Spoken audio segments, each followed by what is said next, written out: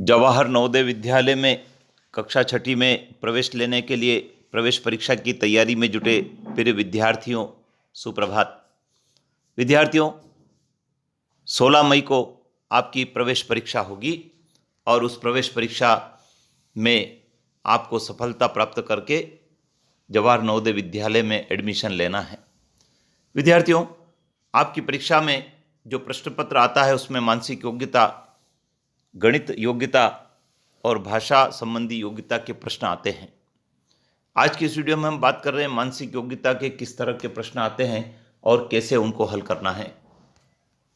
विद्यार्थियों, आप देख रहे हैं प्रश्न क्रमांक 36 में 3 आकृति दी है और चौथा स्थान खाली है।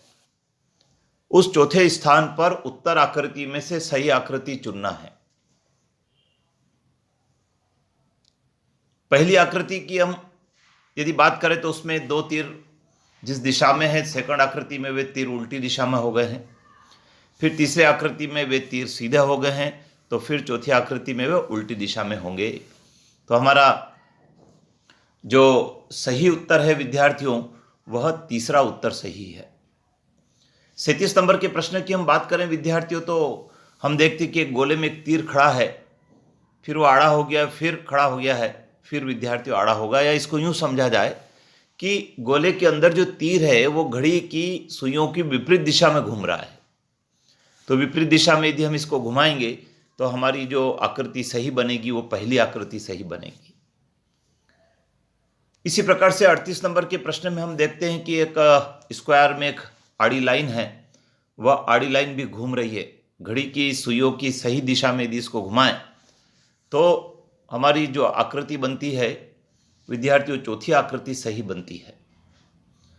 39 नंबर के क्वेश्चन में हम देखते हैं कि एक 4 लाइन का ब्रैकेट दिया है, उस ब्रैकेट के ऊपर एक ब्रैकेट और चढ़ाया है सेकंड आकृति में। तीसरी आकृति में उसके नीचे एक ब्रैकेट और जोड़ा है, तो चौथी आकृति में एक ब्रैकेट ऊपर की ओर जुड़ेगा। तो हमारा पहला ही उत्तर सही है। 40 नंबर की आकृति में हम देखते हैं विद्यार्थियों की उसमें एक प्लस का निशान है, वो प्लस का निशान घूम रहा है, नीचे की तरफ आया है, फिर अगली आकृति में साइड में आया है, फिर ऊपर की तरफ चला जाएगा। तो ऐसा जो हमारी आकृति है वो तीसरे नंबर की आकृति सही है, क्योंकि चौथी आकृति में भी प्लस ऊपर है, लेकिन हम देख रहे हैं कि जो चौकोर था उसके अंदर 0 लगा हुआ है, जबकि उस 0 की आवश्यकता नहीं है।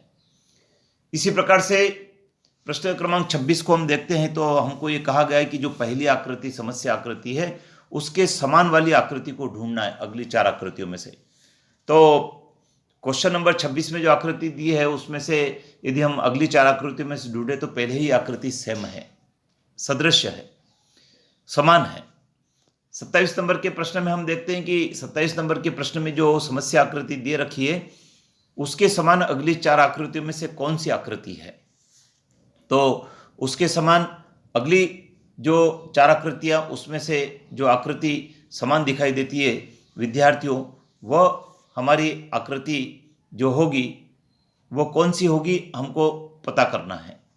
तो हम यदि उसका पता लगाते हैं विद्यार्थियों कि पहली आकृति के समान कौन सी आकृति हमारी सेम होगी, तो हम देखते हैं यहाँ पर हमारा पहला ही उत्तर सही है। इसी प्रकार 28 नंबर में हम देखते हैं कि एक बिल्ली का चित्र दिया है और उसके समान जो चित्र है विद्यार्थी तीसरा सही है। 29 नंबर की जो आकृति है उसके समान वाली आकृति को यदि हमको ढूंढना है विद्यार्थियों, तो समान आकृति जो हमारी बनती है विद्यार्थियों वह बनती है सेकंड वाली। तो हमारा सेकंड उत्तर सही है। और 30 नंबर वाले प्रश्न के समान यदि कोई आकृति है विद्यार्थियों जो समस्या आकृति दे रखी है, तो सबसे अंतिम वाले आकृति जो चौथी आकृति वो उसका उत्तर सही है। तो विद्यार्थियों, मानसिक योग्यता के प्रश्नों में पैटर्न को समझना होता है। यदि आपने थोड़ा सा विवेक का उपयोग करके पैटर्न को समझ लिया तो आप समस्या आकृति के सदृश आकृति को ढूंढ सकते हैं।